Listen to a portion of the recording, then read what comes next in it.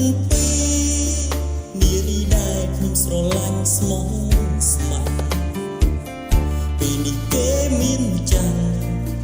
ខ្លាំងស្នេហ៍ពីខ្ញុំទៅហើយ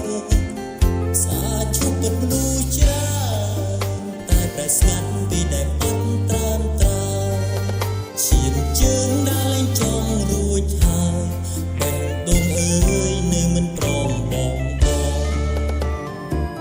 ស្ពានត្រាំចំឡងស្រងនួនអងទៅលែងត្រឡប់តែបងមិនព្រមកាត់ចិត្តស្អប់នៅតែសន្មត់មិនកំណត់ពេលចាំពីអ្នកសុខវាចាថាស្នេហ៍មួយនេះអាចជាស្នេហាកម្មបងមិនដឹងបងនៅតែឈរចាំទោះ1000ឆ្នាំក៏នៅរងចាំស្រីអោពុំកង់ឬស្រីទឹកដីកំណើតរូប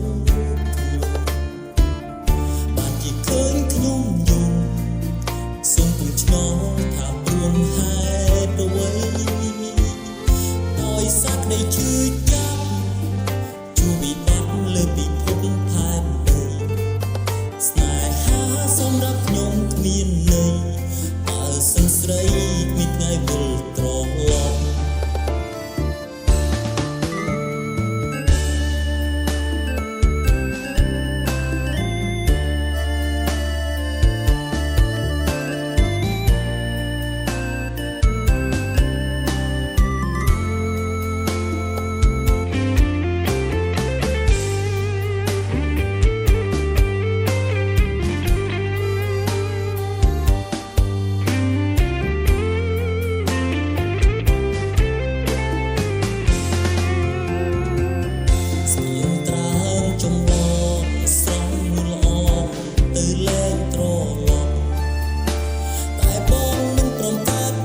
ស្អប់នៅតែសន្មត់មិនកំណត់ពេលចាំយូរអ្នកសុខវាចាថាស្នេហ៍មួយនេះអាចជាស្នេហាកម្ម